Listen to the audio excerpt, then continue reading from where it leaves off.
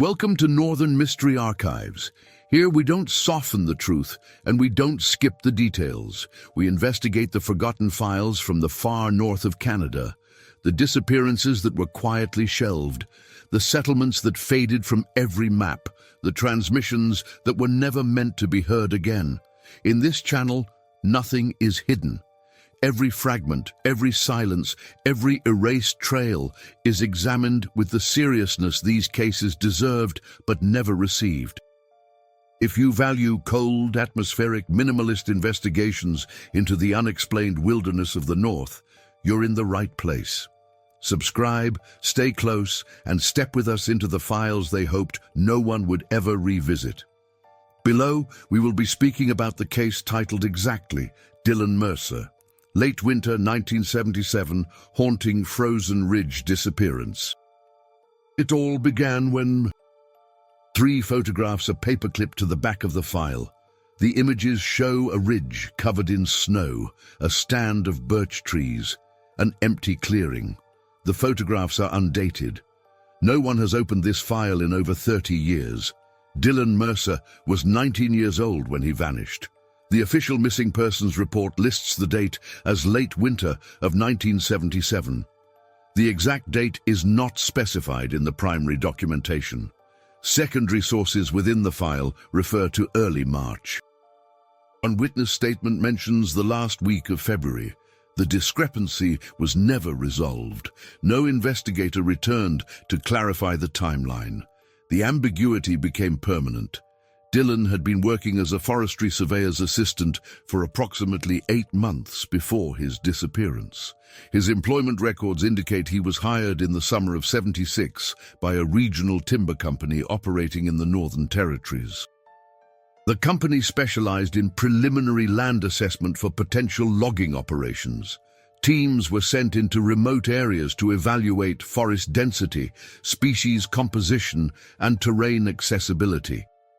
Dylan's role involved carrying equipment, taking measurements, and maintaining camp infrastructure while senior surveyors conducted the technical work. The file contains a single personnel document with Dylan's name printed at the top. The document lists his home address as a small town in southern Ontario. It notes he had completed secondary school the previous year. Under emergency contact, a phone number is written in blue ink. No name accompanies the number. Someone has drawn a line through the number at some point. Above the crossed-out digits, another number has been written in pencil. That number has also been crossed out. No current contact information exists in the file. According to statements collected during the initial inquiry, Dylan was described by co-workers as quiet and competent. He followed instructions without complaint. He adapted well to the physical demands of working in remote conditions. He showed no signs of distress or dissatisfaction with the work. One statement, unsigned and undated, notes that Dylan kept to himself during evening hours at camp. He did not participate in card games or conversations around the fire. He would eat his meal and then retreat to his tent. This behavior was not considered unusual, given the isolation and exhaustion that characterized the work. The surveying operation that winter was based along a ridge system approximately 200 kilometers northwest of the nearest permanent settlement. The ridge ran roughly north to south for over 40 kilometers. Steep slopes descended on both sides into valleys choked with dense boreal forest. Black spruce dominated the lower elevations. Jack pine and birch covered the ridge itself. The terrain was rugged and unforgiving. Access required traveling along deteriorated logging roads that became impassable during heavy snow or spring thaw.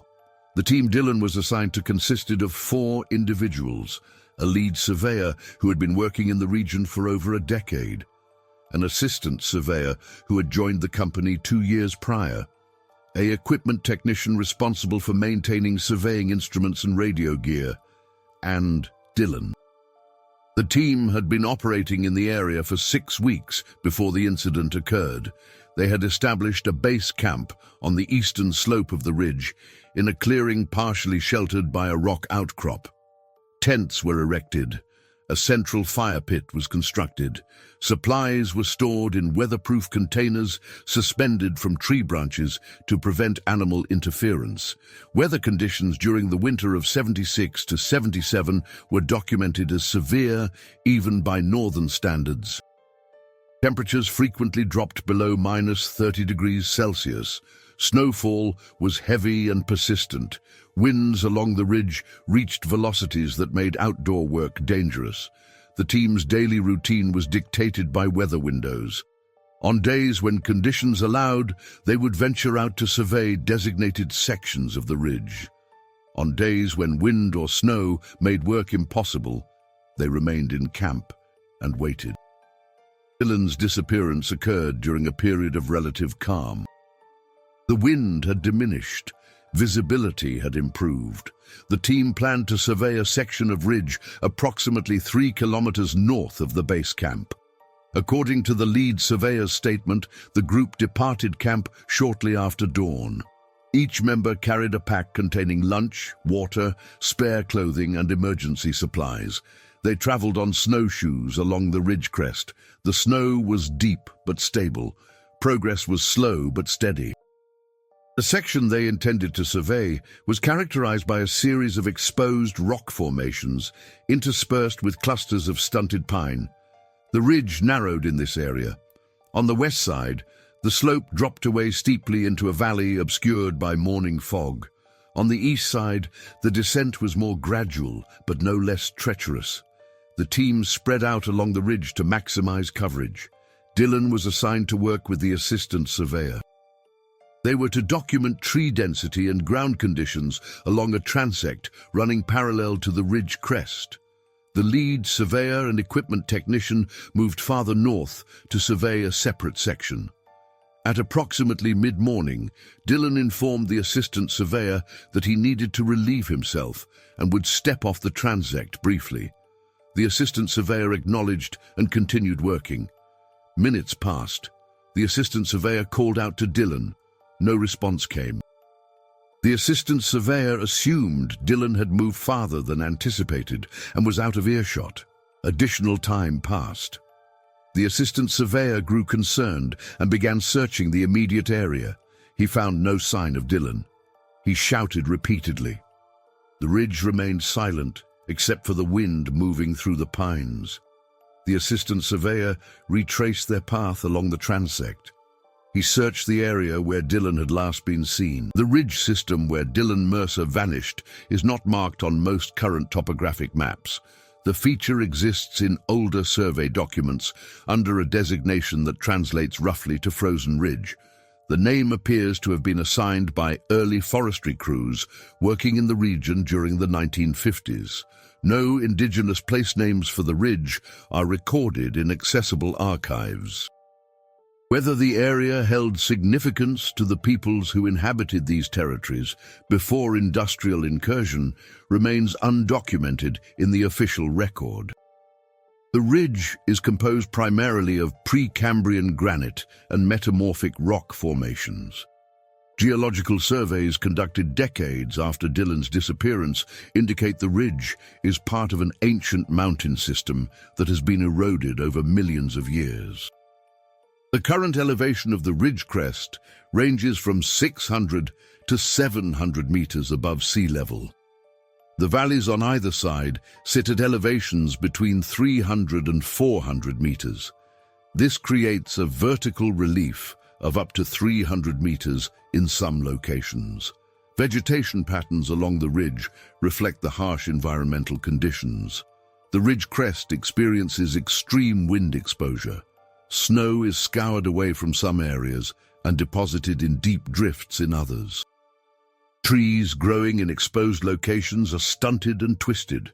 Many exhibit flagging, where branches grow only on the leeward side due to persistent wind stress. The forest is sparse. Ground cover consists primarily of lichens, mosses, and low-growing shrubs adapted to cold and nutrient-poor soils. Descending from the ridge crest into the valleys, the forest becomes progressively denser. Black spruce dominates the lower slopes. These trees grow slowly in the cold climate. A tree with a trunk diameter of 15 centimeters may be over a century old. The canopy closes overhead. Light reaching the forest floor is limited. Undergrowth is sparse. Fallen logs covered in moss decay slowly in the cold, creating obstacles that make travel difficult. The ground is uneven. Hidden beneath the snow are rocks, roots, and depressions that can turn an ankle or cause a fall. Water sources in the region are limited during winter. Streams freeze solid. Lakes become expanses of ice covered by snow. The only reliable source of water is snow itself, which must be melted. The process consumes time and fuel. Dehydration is a constant risk for anyone working in these conditions. The cold air is dry. Breathing in frigid temperatures causes moisture loss. Physical exertion increases the body's demand for water. Carrying sufficient water is impractical due to weight. Relying on melting snow requires planning and discipline. Animal life in the region during winter is sparse. Most birds have migrated south. Mammals are either hibernating or have retreated to lower elevations where food is more available. Tracks occasionally seen in the snow indicate the presence of snowshoe hares, red squirrels, and occasional predators such as lynx or wolves. Larger animals such as moose or caribou may pass through but do not linger in the exposed ridge environment. The forest is largely silent. The absence of animal sounds contributes to the oppressive stillness that characterizes the boreal winter. The surveying camp established by Dylan's team was situated in one of the few locations along the ridge that offered partial shelter from the wind. The clearing was approximately 30 meters across. The rock outcrop on the western edge rose 4 meters above the snow surface. The outcrop deflected the prevailing winds and created a zone of reduced wind speed within the clearing. Snow accumulated in the clearing, but not to the extreme depths found in more exposed locations. The site had been used by previous forestry crews. Evidence of old fire pits and tent platforms was visible beneath the snow. Access to the camp from the nearest road required travel over terrain that was challenging even in good conditions. The final 20 kilometers involved navigating a series of ridges and valleys with no established trail. The crew used landmarks and compass bearings to navigate. In whiteout conditions, navigation became nearly impossible. On several occasions documented in the file, the team remained in camp for multiple consecutive days due to poor visibility and high winds.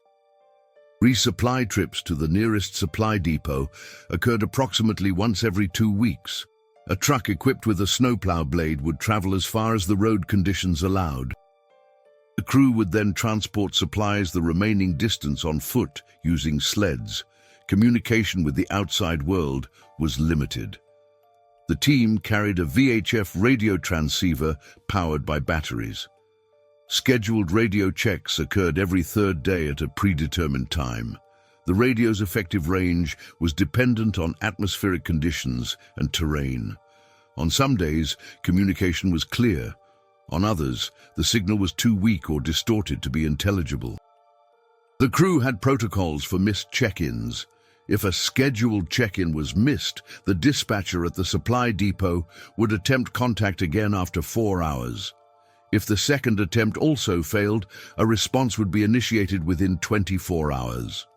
This protocol assumed that equipment failure or atmospheric interference was more likely than an actual emergency. The winter of 1977 was particularly harsh across the Northern Territories. Temperature records from the regional weather station indicate prolonged periods of extreme cold. Multiple storm systems passed through the area, depositing heavy snow and generating high winds. The surveying crews operating in the region experienced significant delays. Work schedules fell behind projections. Some operations were suspended entirely until conditions improved.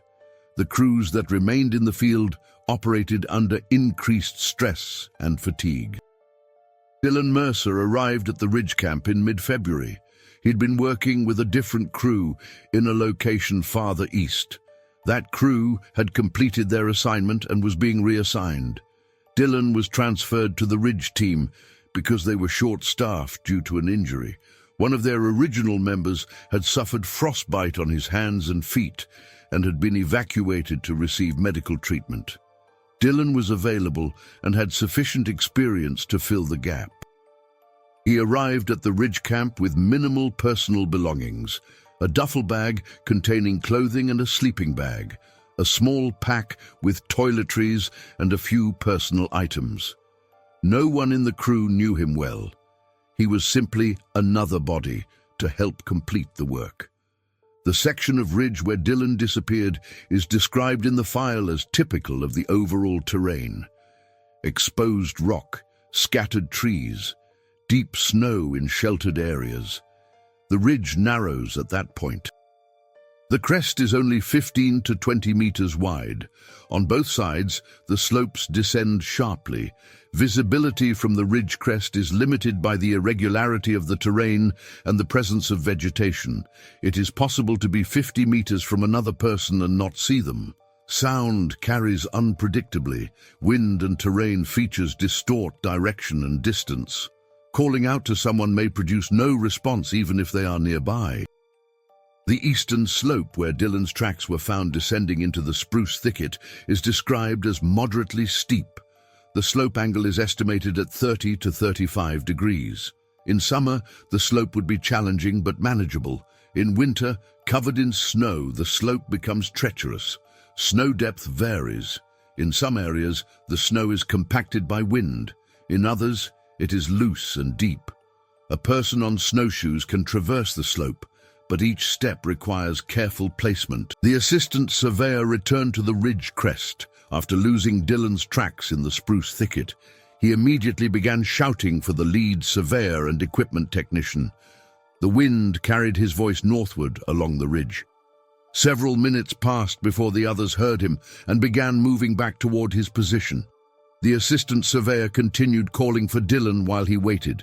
His shouts echoed across the valley and faded into silence. No response came from below. When the lead surveyor and equipment technician reached the assistant surveyor's location, a brief discussion occurred. The assistant surveyor explained that Dylan had stepped away from the transect and had not returned. He described finding the tracks leading down slope and losing them in the thicket. The lead surveyor made the decision to organize an immediate search. The three men spread out and began descending the eastern slope. They called Dylan's name repeatedly as they moved through the trees. The forest absorbed their voices. The silence was absolute. The search continued for over an hour. The men covered as much ground as conditions allowed. They found no additional tracks, no signs of disturbance, no equipment dropped or discarded. The snow beneath the trees was largely undisturbed. Wind had not reached the forest floor to the same degree it affected the ridge crest. If Dylan had passed through the area, he should have left tracks. The absence of tracks was inexplicable. The men regrouped on the ridge and discussed their options. The lead surveyor decided that continuing the search without additional resources was futile. The terrain was too extensive. The conditions were too difficult. The risk of the searchers themselves becoming lost or injured was too high. He made the decision to return to camp, gather additional supplies, and organize a more systematic search effort. The three men marked the location where Dylan's tracks had been found. They used a bright orange surveying flag tied to a branch. Then they began the trek back to camp. The return journey took longer than the outbound trip. The men were fatigued. The psychological weight of the situation slowed their pace. They reached camp in late afternoon as daylight was beginning to fade. The lead surveyor immediately attempted to contact the supply depot via radio. The radio functioned, but the signal was weak and intermittent. He managed to convey that a crew member was missing and that assistance was required. The dispatcher acknowledged the transmission and stated that a response would be coordinated. The transmission ended. The crew waited. That night, the three men remained awake. They kept the fire burning and discussed what might have happened. The assistant surveyor repeatedly described the sequence of events. Dylan had said he needed to step away. The assistant surveyor had continued working. Time passed. Dylan did not return. The assistant surveyor went looking and found the tracks. The tracks led downslope. The tracks vanished. The story did not change with each retelling, but the men searched for details they might have missed. No new information emerged. The following morning, the crew prepared to resume the search. They packed additional food, rope, emergency medical supplies, and extra clothing. They intended to conduct a thorough search of the entire slope below the point where Dylan's tracks had disappeared. As they were preparing to depart, they heard the sound of an engine. A helicopter appeared over the ridge. The aircraft circled the camp once and then landed in the clearing. 2 men exited the helicopter.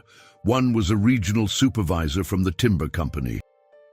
The other was a search and rescue coordinator from a provincial emergency response unit. The search and rescue coordinator took statements from each crew member. He asked detailed questions about Dylan's last known location, the condition of the terrain, and the weather at the time of the disappearance. He reviewed the crew's map and marked the location where Dylan had gone missing. He explained that a full search operation would be organized, but that it would take time to assemble the necessary personnel and equipment. In the meantime, he and the regional supervisor would conduct an initial reconnaissance of the area. The search and rescue coordinator and regional supervisor, accompanied by the assistant surveyor, flew to the location where Dylan had disappeared. The helicopter hovered above the ridge, while the men scanned the terrain below. From the air, the forest appeared impenetrable. The spruce thicket was a solid mass of dark green, punctuated by patches of snow. No signs of human presence were visible. The helicopter landed briefly on the ridge crest. The men exited and examined the area on foot. They located the orange flag marking where Dylan's tracks had been found. They descended into the thicket and searched for any signs they might have missed the previous day. They found nothing. Over the following days, additional search personnel arrived. A team of 6 experienced wilderness search specialists was deployed to the ridge.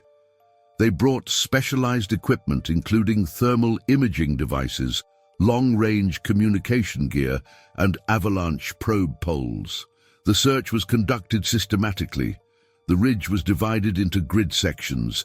Each section was thoroughly searched. Searchers walked transects spaced 10 meters apart. They probed the snow with poles to detect anything buried beneath the surface. They examined every depression, every cluster of trees, every rock outcrop. The search expanded to cover a radius of 5 kilometers from the point where Dylan had last been seen.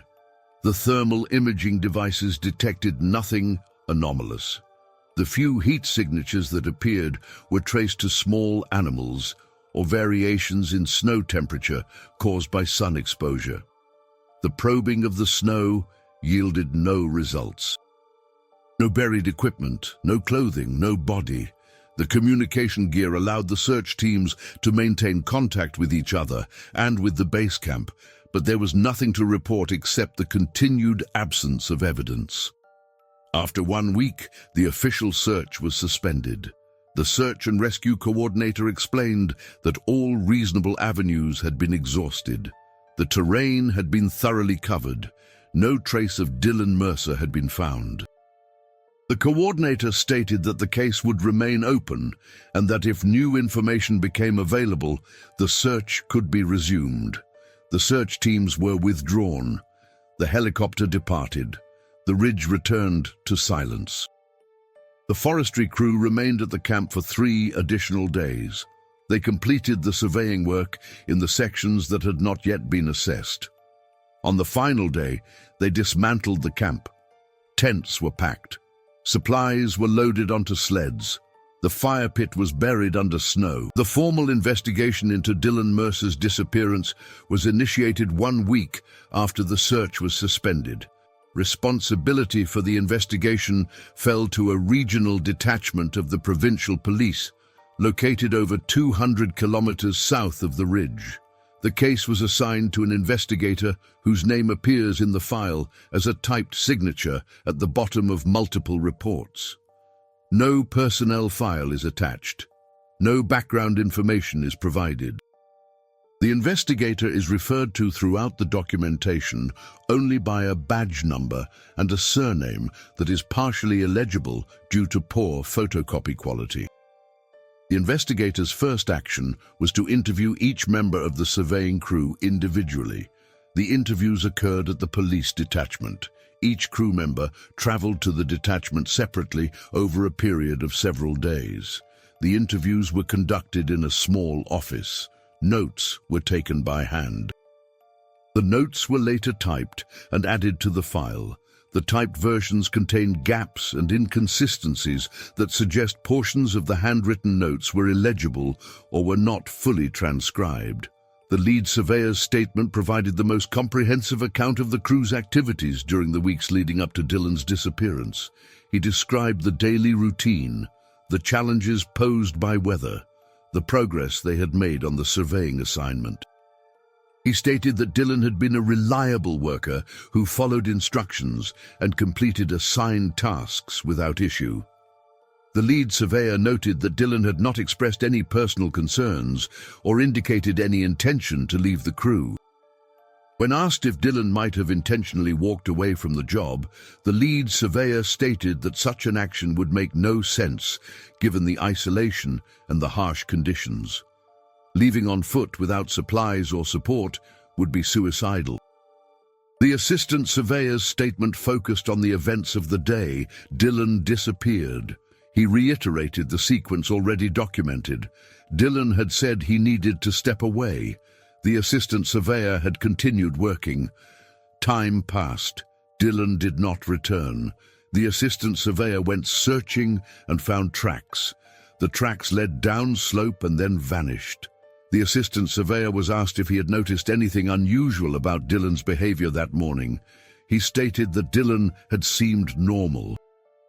Quiet, as always, but not distressed or preoccupied. The assistant surveyor expressed confusion and frustration about what could have happened. He stated that the disappearance made no sense. The equipment technician's statement added little new information. He had been working with the lead surveyor in a section of ridge north of where Dylan disappeared. He did not witness the incident. He participated in the initial search and the subsequent organized search effort. He stated that he had not known Dylan well. They had worked together for only a few weeks. Dylan had kept to himself. The equipment technician could offer no explanation for the disappearance. The investigator also attempted to interview the regional supervisor from the timber company. The supervisor provided a brief written statement but declined to participate in a face-to-face interview. The written statement confirmed that Dylan had been employed by the company for approximately 8 months. His work performance had been satisfactory. There were no disciplinary issues in his file. The statement provided no additional insight into Dylan's personal circumstances or motivations.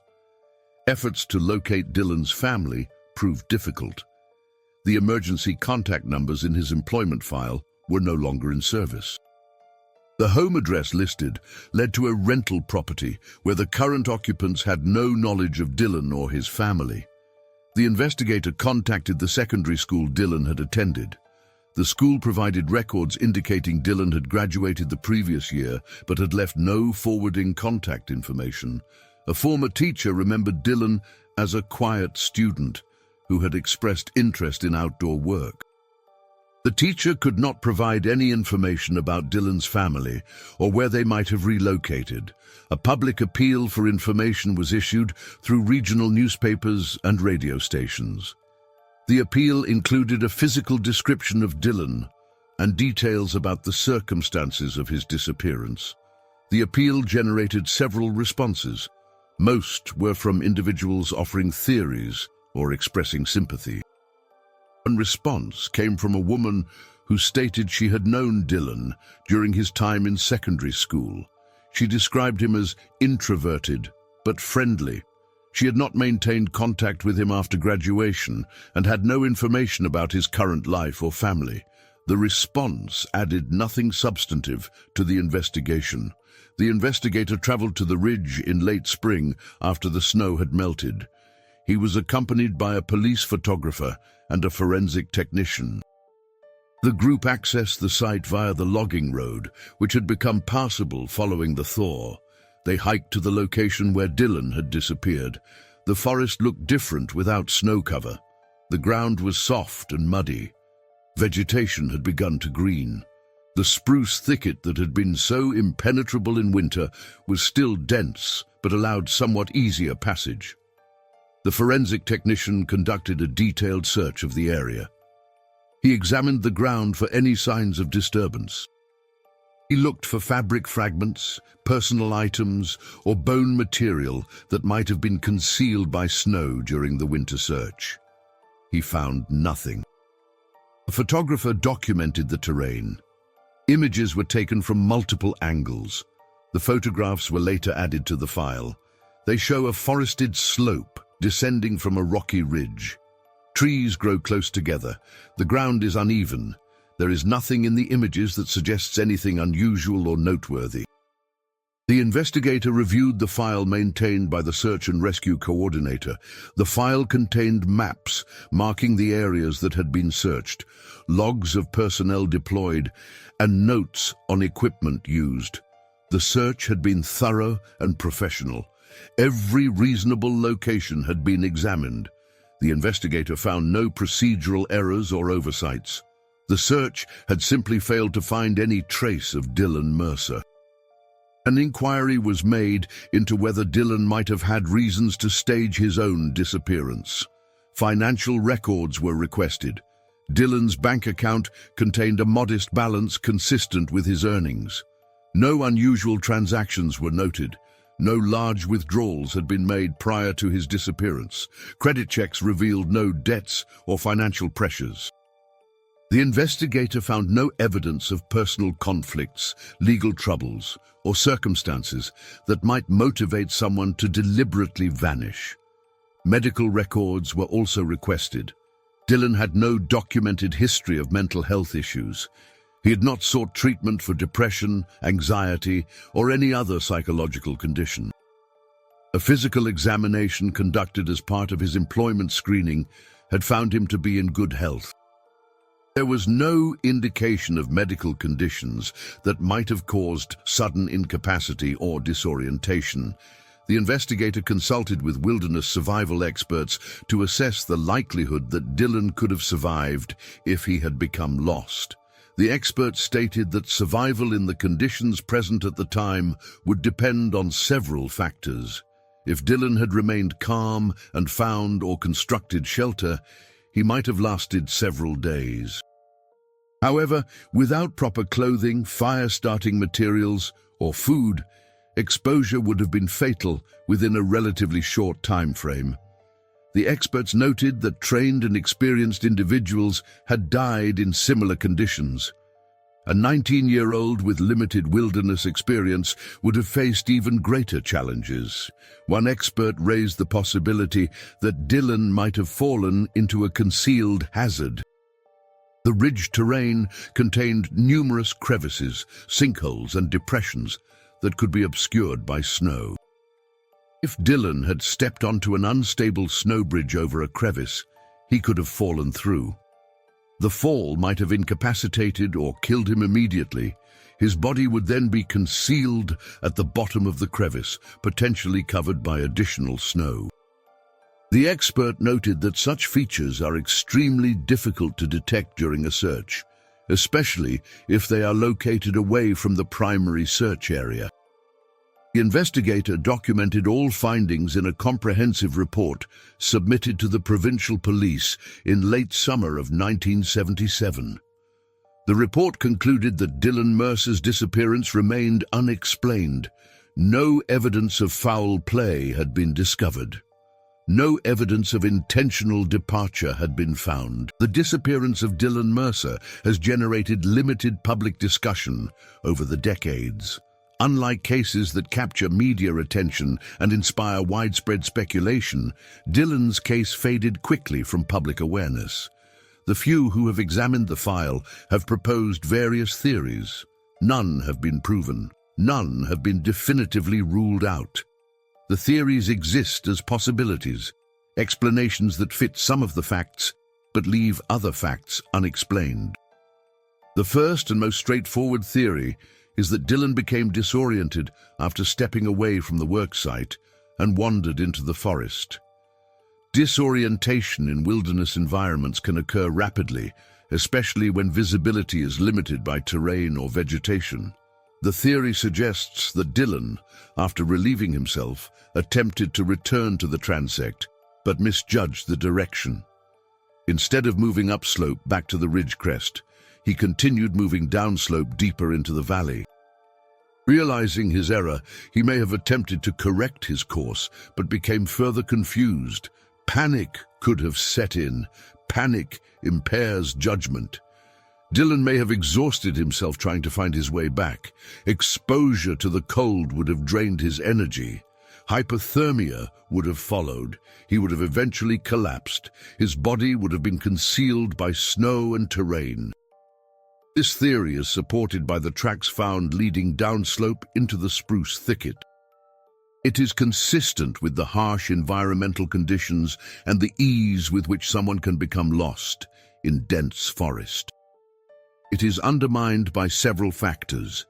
First, the distance Dylan traveled from the transect to where his tracks disappeared was relatively short, approximately 50 meters according to the assistant surveyor's estimate.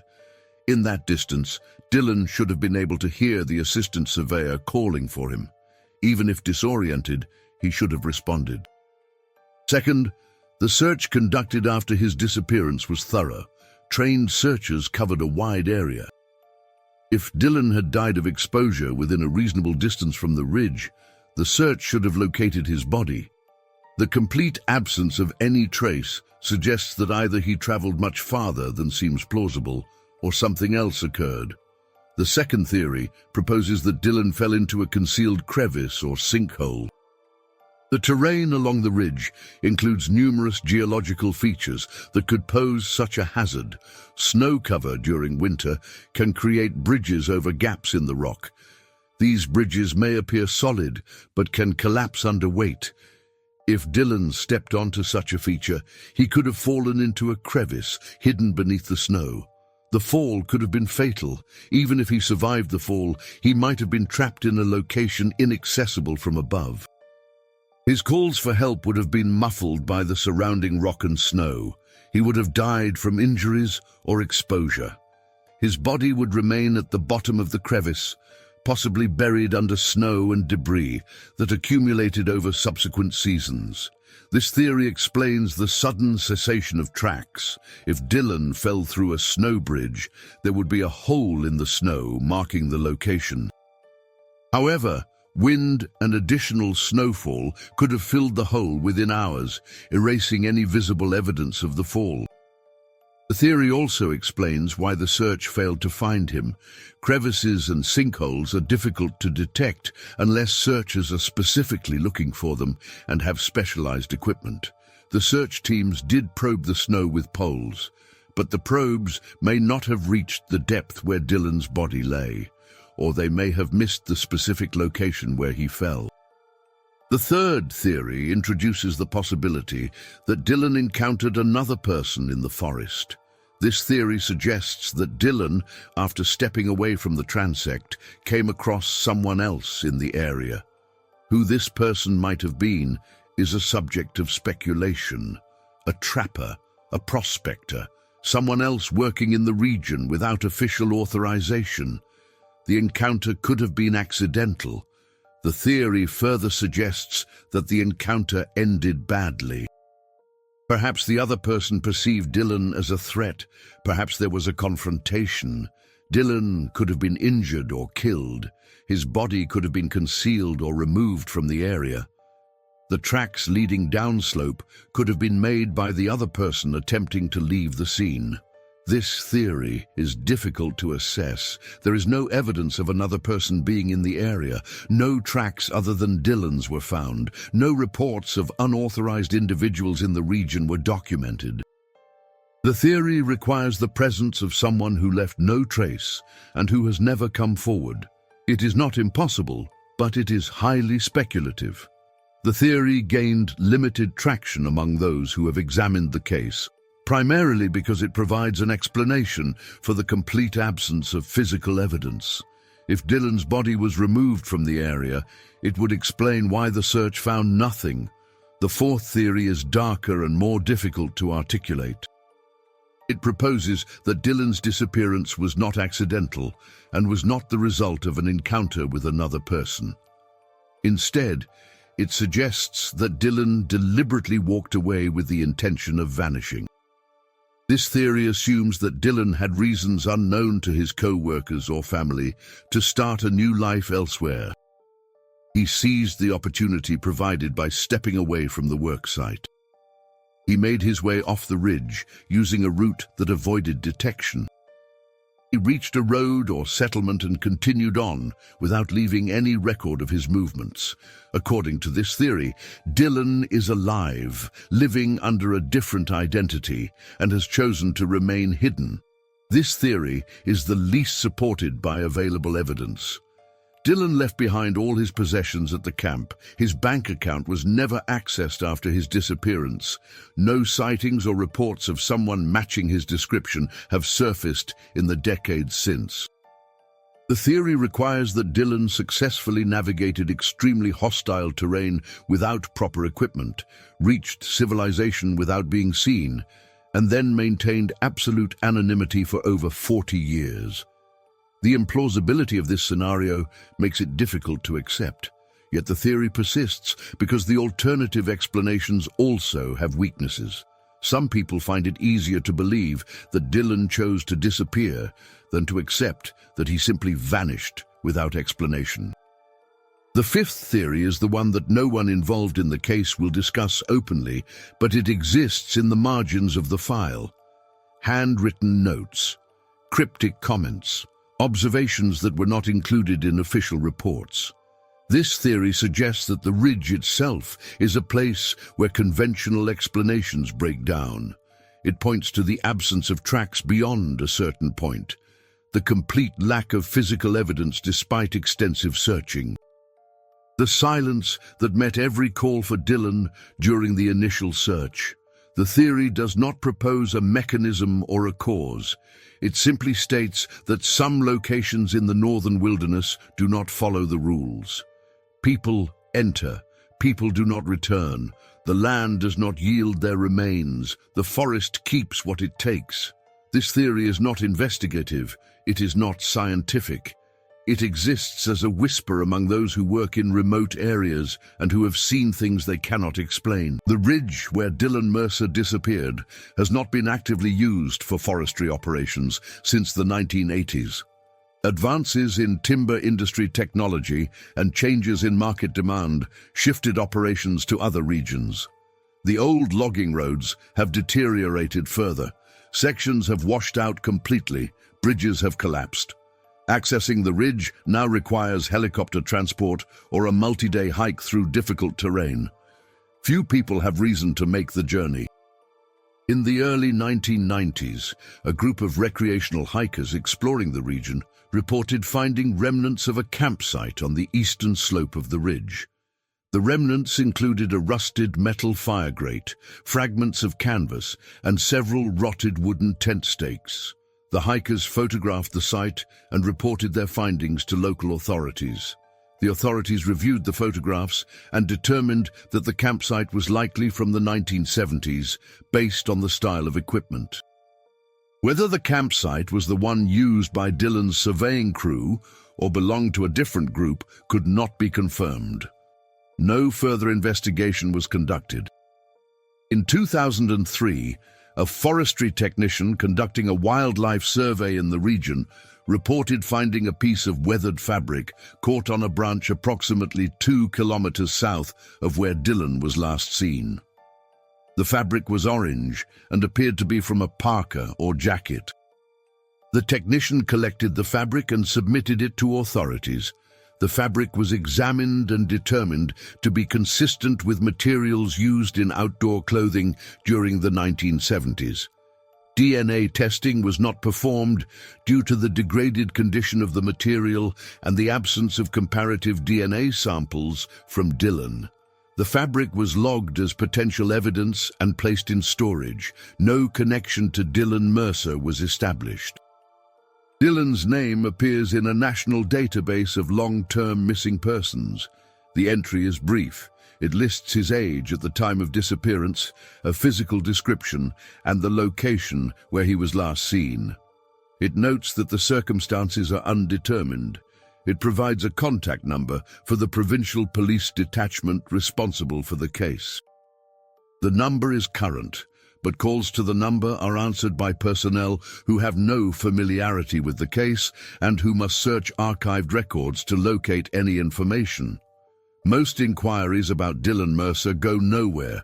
No family members have come forward in the decades since his disappearance. No one has claimed his remains because no remains have been found. No memorial exists, no gravestone, no plaque. Nothing to indicate that Dylan Mercer existed except for entries in databases and a file folder in an archive that no one opens. He is a name on paper. A set of facts without context, a question without an answer. The investigator who handled the case retired in the mid-1980s. He died in 2008. His personal papers were donated to a regional historical society. Among those papers were several boxes of notes and documents related to cases he had worked on during his career. The notes on Dylan Mercer's case were minimal. A few pages of handwritten observations, a list of questions that were never answered. One note, dated several years after the case was officially suspended, reads, "Returned to ridge, walked the slope, found nothing. Silence." The note is undated beyond the year. It provides no additional context. It suggests that the investigator returned to the site on his own, perhaps seeking closure or understanding. He found neither. The ridge remains, the forest grows, trees fall and new trees take their place. Snow falls each winter and melts each spring. The rock weathers slowly. Erosion continues its patient work. The land does not remember. The land does not care. It simply exists, indifferent to the lives that pass through and the lives that end within its boundaries. Dylan Mercer was 19 years old. He was employed as a forestry surveyor's assistant. He stepped away from a work site on a ridge in late winter of 1977. He did not return. Searches found no trace of him. Investigations found no answers. The file was placed in an archive. The case was suspended. The name faded from memory. He became one more person absorbed by the northern wilderness, one more disappearance in a long list of disappearances. One more story that has no ending because the ending was never found. There are others, names in files, faces in photographs, people who walked into the forest and did not walk out. The files accumulate, the shelves fill, the archives expand, the pattern repeats. Some cases are resolved, bodies are found, causes are determined, families receive answers, but many cases remain open. The forest keeps its secrets, the questions remain unanswered. The files wait in darkness for someone to open them, though no one ever does. Dylan Mercer's file sits near the back of a steel cabinet. The label has faded. The pages inside are yellowing. The photographs are curling at the edges. Someday the archive will be consolidated. Old files will be scanned and digitized. Physical documents will be discarded to save space. Dylan's file will be reduced to a series of digital images stored on a server. The information will remain accessible in theory. In practice, no one will access it. The file will exist as data, ones and zeros, invisible and forgotten. The ridge still stands, frozen in winter, green in summer, empty always. The wind moves through the pines. Snow drifts across the exposed rock. The valleys below remain dark and silent. If you were to stand on the ridge crest where Dylan was last seen, you would see nothing unusual. Just forest and sky. Just rock and snow.